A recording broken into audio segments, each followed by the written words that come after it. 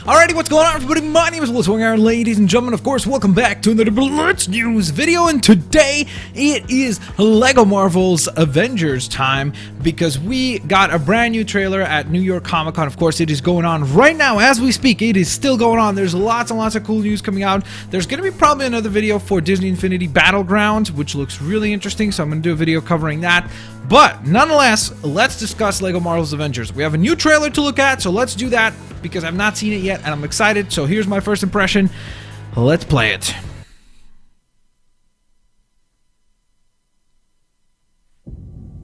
Okay.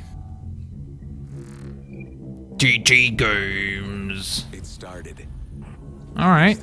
That's the first Avengers scenes. There's the Chitauri, Loki. Taking a stand against evil.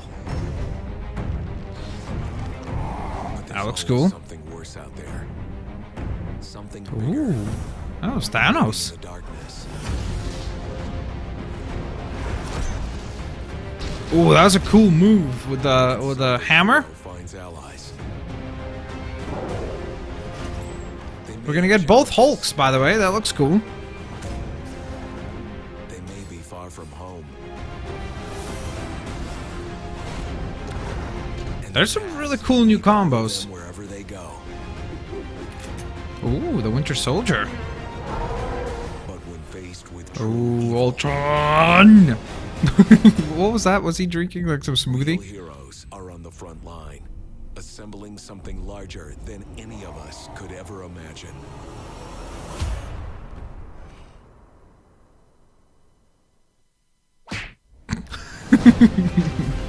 Alright, sounds good. Assemble the team! That's some of those team-up moves. Live the adventure! Ooh, that must have hurt.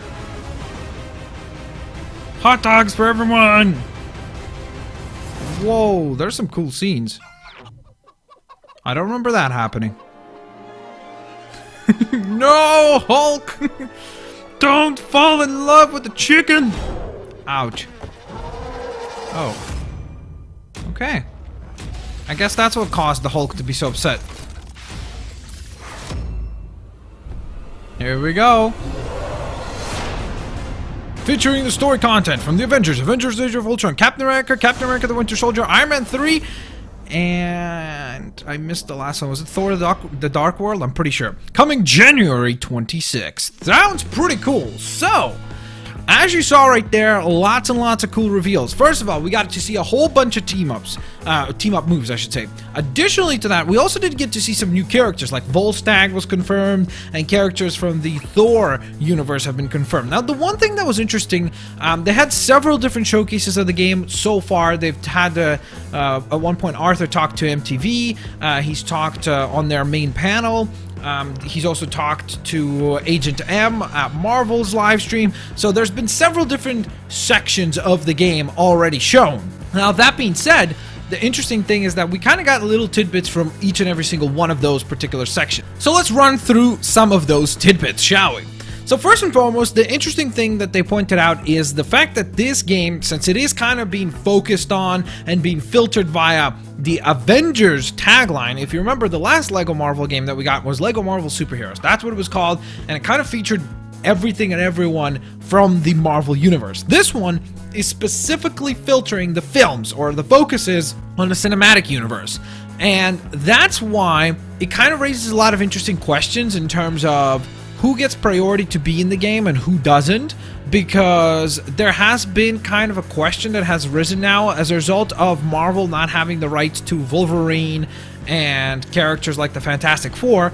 Does that mean that those characters are not going to appear in this game in any capacity, whatever it may be, like free play or anything like that? I have a feeling like they're not going to be appearing for sure in the main stories, because we just saw at the end there, it confirmed which films they're going to use to tell the main storyline. They're going to use 6 movies, and that's going to be Iron Man 3, Thor the Dark World, Avengers 1 and 2, or Avengers, and then of course Avengers Age of Ultron, and which one am I forgetting? I'm forgetting one. Am I forgetting one? Yes, I am. Oh, actually I'm forgetting 2. Captain America, the first Avenger, and then Captain America the Winter Soldier.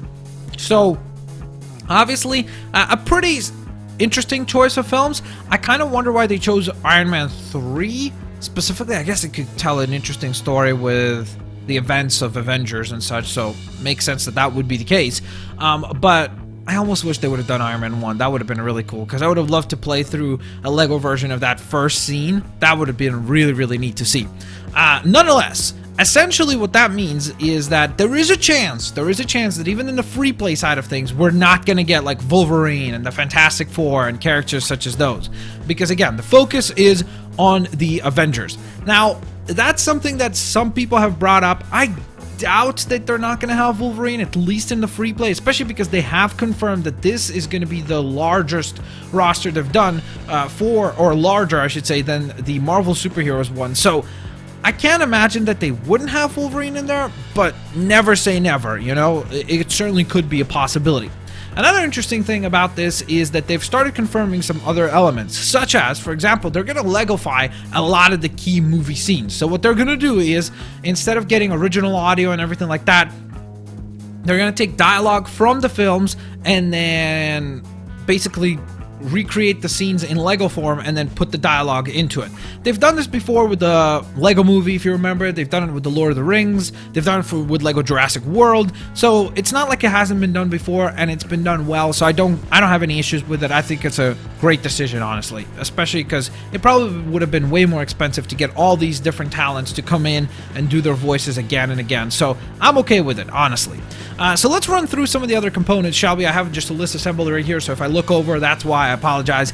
So first of all, the kind of surprising thing is that they confirmed they're actually going to have a representation from the Agents of S.H.I.E.L.D. show. So they're going to have Haley Atwell actually voicing her character, which is really, really cool. So that's going to be awesome. That, of course, we're going to get Agent Carter herself in the game, and the actress that represents her on screen is going to bring her to life in the video game as well. So I really do like that quite a bit. Additionally to that, they have confirmed that we're going to have characters from the Agents of S.H.I.E.L.D. So Phil Coulson and his car Lola is going to be in it, which is really cool. So I definitely do like that quite a bit, and that was a nice little tidbit to show you that even though we are staying in the Marvel Cinematic Universe, they're gonna try to reach out and grab characters from all different directions and from all different areas along whatever is classified as an Avenger, quote unquote. So I think that that's a much larger cast of people than people realize. The other thing is that you might have noticed, of course, even in the trailer there, they're gonna do different versions of characters. So like you're gonna get,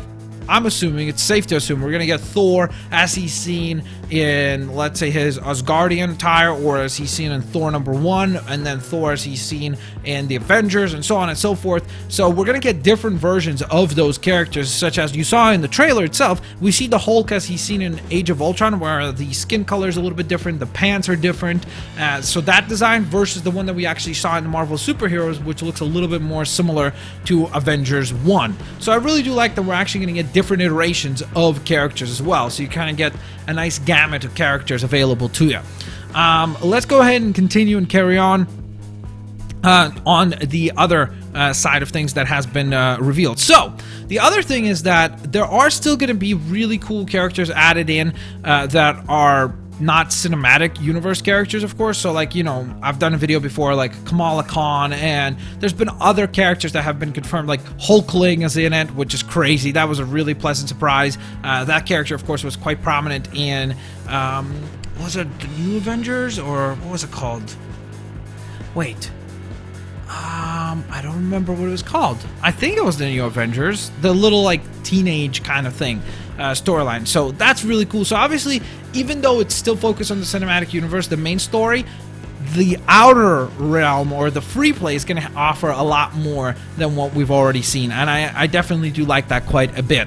Of course, they did confirm that most characters are going to have their own like special team up move, which is really cool, because again, that means that you could always kind of mix and match your own partners, and if you're playing co-op, you could always have your teammate there, so you could pull off a cool team up move together. So I think that's an excellent idea, and I hope that that adds more to the gameplay side of things, so I'm very excited about that.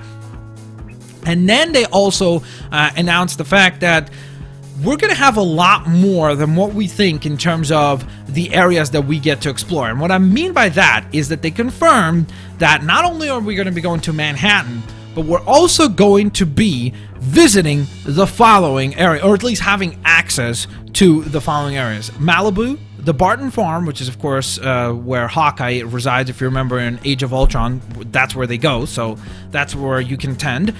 You can also go to Asgard and South Africa, which is really cool. Now, I know that kind of raises some flags for people, including myself, because you might think of something like Lego Batman 3, and it's like, okay, so does that mean that essentially you're going to shrink down Manhattan and we're just going to have hub worlds again? Like, you're going to head to different hub worlds and enjoy them in that regard. I enjoyed it in Lego Batman 3, but I almost think that it would be kind of cool if in this game we would have gotten that big, huge open city again.